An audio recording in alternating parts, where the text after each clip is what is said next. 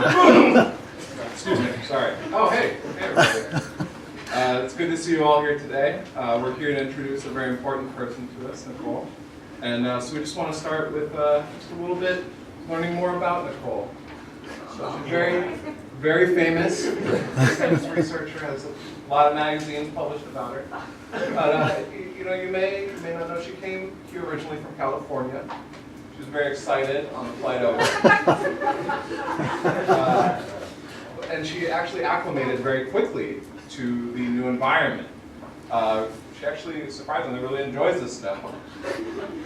And so today, just to help you understand a little bit more about Nicole, we'd like to introduce you to a day in the life of Nicole. She was very excited about it. All right, so the very first thing Nicole does when she wakes up is make a cup of coffee. And you'll see this is really important to Nicole throughout the day.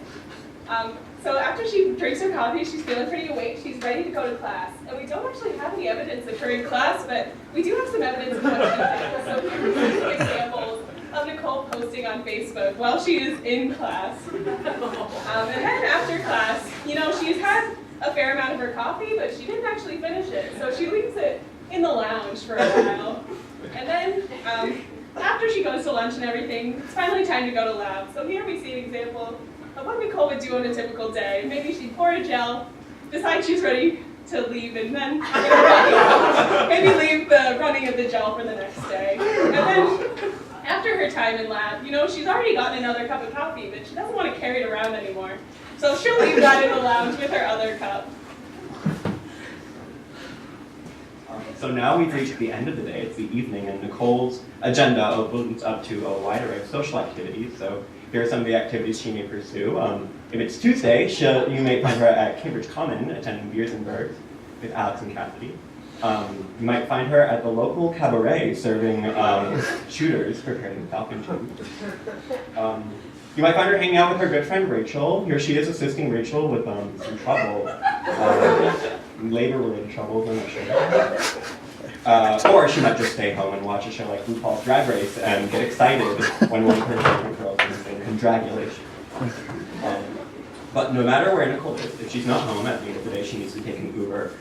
Here's an example of basically ending her trip. You'll see it'll originate for the stories, but stop at McDonald's before reaching her home back at Harvard in the dorms.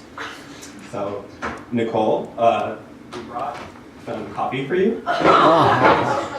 And just in case you need it during the talk, just feel free to leave them in the lounge after you're done. Yeah, just in your class. Anyway, get it, girl.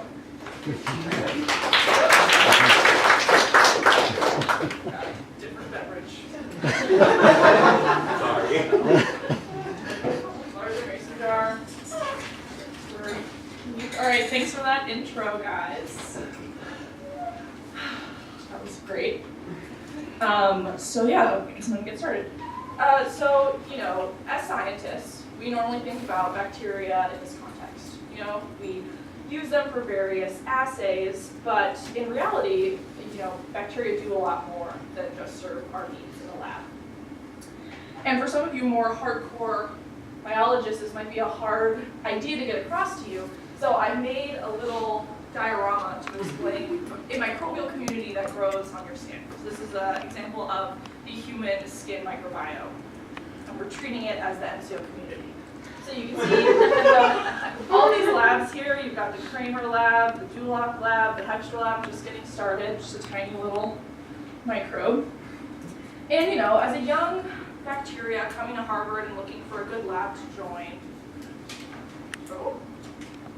Sorry,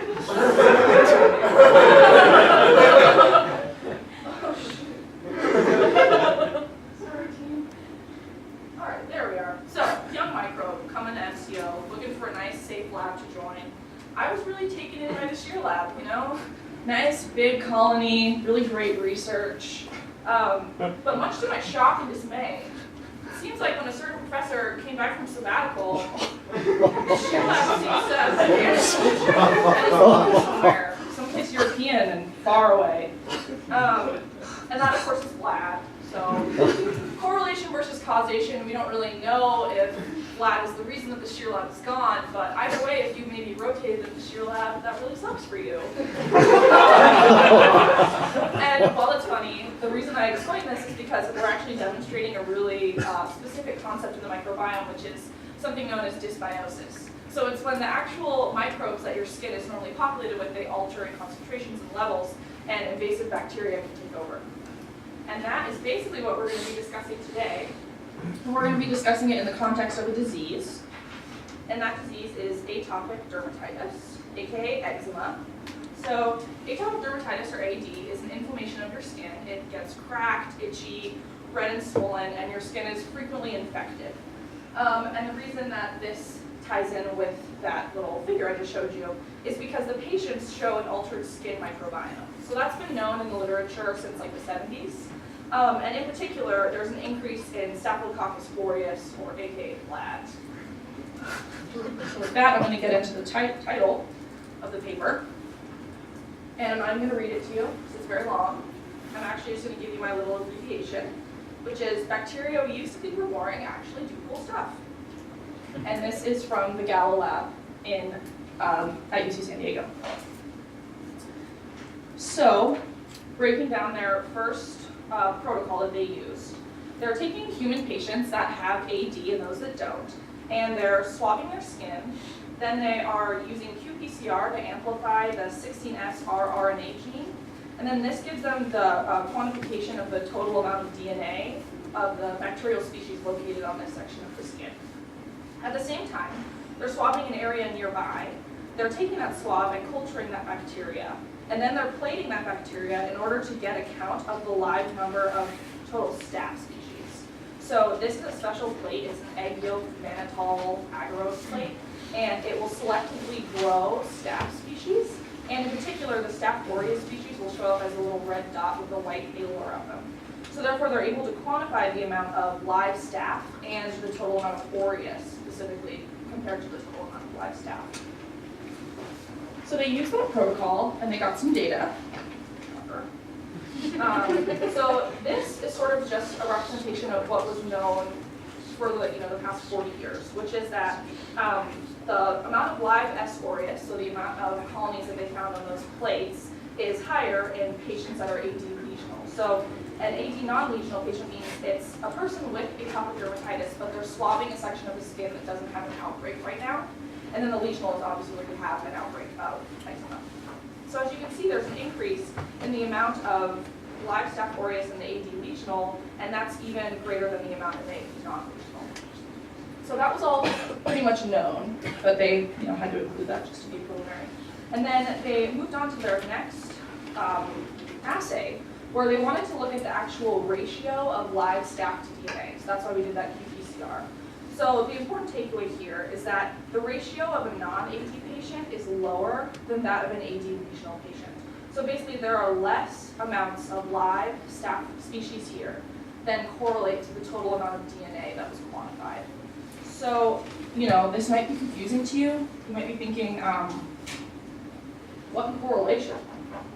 But as it turns out, they had a hypothesis for the discrepancy between both these values. And they were wondering if other bacteria were inhibiting Staph aureus and causing it to die, and so this excess of DNA is actually the dead Staph aureus still on the skin. So that brings me to the title of my presentation, Murderers and Victims, Sorting Out the Intentions of the Microbiota Living Amongst Us. So today I'm going to take you through a game of Clue, and we're going to figure out who done it. So, first thing that they wanted to figure out is who done it. Who is the suspect that's killing this aureus? So they took a skin swab, they plated the bacteria from that swab, and then they selected individual cultures and put them into just regular medium. And then they let the bacteria grow up in there, and then they removed the bacteria but kept the conditioned media. So all of the products that these bacteria were producing is now in this medium. They then added that medium with the S. aureus, and then they were able to figure out which of these media were able to kill the live S. aureus. And so if it were me, I would think that one species versus another species. A species might have the ability to inhibit Staph aureus, but what they actually found is that it's strain specific.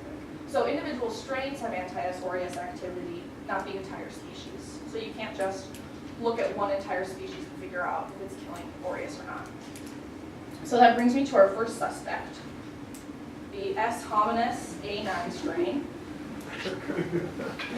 And the reason that they chose this guy is because it was frequently detected in the strain, and the function on human skin is unknown.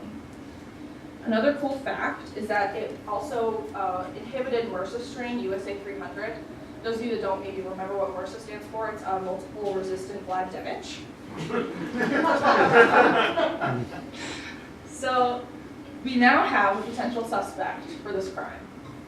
They wanted to see if in a more in vivo setting, this S. hominis A9 was still able to inhibit S. aureus growth. So what they did first is they took pigskin and they inoculated the pigskin with S. aureus, and then they added in the S. hominis A9. And as a control, they also did this with S. hominis C4, which is a strain of hominis that doesn't have this anti-aureus activity. So they did this, and this is what they got. So as you can see, the inactive S4 has about the same amount of live S. aureus as the vehicle, whereas the S. hominis A9 strain shows a decrease in the amount of live S. aureus present. So this was promising, and they wanted to move on to something that was even more in vivo. So they took a little mouse, and they shaved its back, and they did the same thing where they added in aureus, and then they added in hominis A9, and they looked to see if there was a decrease in the amount of live S. aureus. And indeed there was. So it was there was a decrease here too compared to the control and the vehicle. So then they took this little mouse and they kept it, and they actually reapplied the S. hominis A9 to this mouse's back twice a day for a week. So as you can see, by day 3, you get a statistically significant decrease in the amount of live S. aureus. And by day 7, this bar is empty, so there's actually no S. aureus left. So from that data, they were able to confirm that indeed this S. hominis A9 is our suspect. So it's on the human skin, and it's S. hominis A9. So you guys might be wondering, or sorry, you might not be wondering this, but the next logical question you would ask is, what is the weapon that this S. hominis A9 has that's able to inhibit aureus? So in order to figure that out, they took the S. hominis A9 and they put it into liquid culture. They isolated the peptides from the supernatant, and then they used reverse phase liquid chromatography to separate specific peptides. So if this was a chromatography chart that I got, I would say these two peaks look pretty promising. They're the only two that are there. And so they took these peptides, these individual aliquots, and individually they tested them on the pigskin again. And they saw a decrease in S. aureus survival. And then with a lot of other crazy methods I'm not going to get into, they were able to identify the gene cluster that's responsible for those peptides. And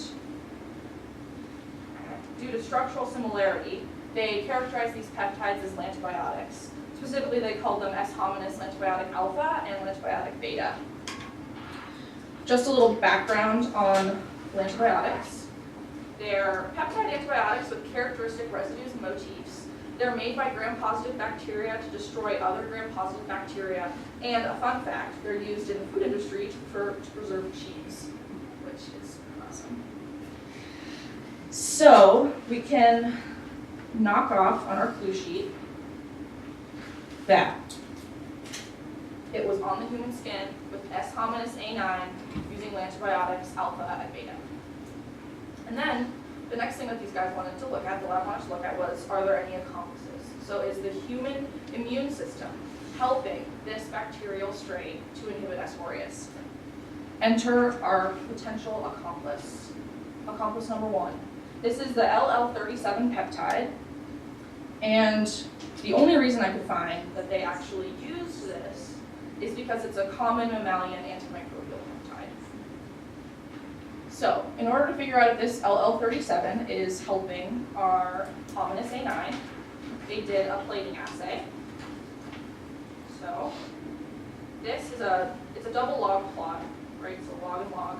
They basically increase the amount of lantibiotic alpha, and they have the same curve for lantibiotic beta, the same graph, but it's virtually the same, so I just included alpha here. And then they quantified the total amount of live S. aureus present. So this first one shows no LL37. So this is just a regular curve of aureus being destroyed by lantibiotic alpha on its own. They then added 4 micromolar of LL37. And as you can see, you get a decrease in the amount of lantibiotic alpha required to fully remove this S. aureus from the plate. And then they did even more of this LL37, and they were able to see an even higher fold reduction in the total amount of lantibiotic alpha required. So this indicates that these bacteria this peptide and the hominus A9 are actually working together to inhibit aureus growth. So, our clue card is now complete, and we have our accomplice, the LL37. The final thing that they wanted to know is, does any of this matter for people that have atopic dermatitis? And I'd just like to point out, good thing we have human patients to figure this out with. So they went back to their original patients that they swabbed, and they used a really awesome control experiment protocol that I'm going to explain now. So they took patients with AD and those without, and they gave them 2 different lotions. So they gave them a control lotion, just Cetaphil. They had to put that on one arm. They then had to wash their hands. And they put on a Cetaphil with a personal anti-aureus strain. So what they did is they screened these patients to find their own bacterial strain that they already had on their skin that inhibited S. aureus, and they added it into this Cetaphil, so that they weren't, inoculating people with other bacteria from other people, because that's so they did this, and as you can see, every human is their own control, so they have a control arm and an actual testing arm. So, final figure is here. So, this is an untreated individual, so they didn't even get the Cetaphil, no lotion. And then this is the vehicle, so you're able to see here that there's no change due to the vehicle. So the vehicle isn't what's killing this aureus. And then finally, they showed after 24 hours after addition of that Cetaphil plus your own personal anti-aureus strain, you got a decrease in the relative abundance of live S. aureus on these patients. So that is a promising result for potential therapeutic. And with that, I'd like to give my criticisms and future directions. So, my criticisms are, first of all, they didn't explain the use of LL37 as opposed to other antimicrobial peptides. So I was thinking, why didn't they do a screen, or why didn't they just explain a little bit why LL37? The second thing I thought is that the method should be fleshed out a little more. So that chromatography looked really beautiful to me, and I just don't know quite how they got there from that, and it wasn't really well explained in the method section. So I thought an emphasis on methods would have been nice. And then as far as future directions go,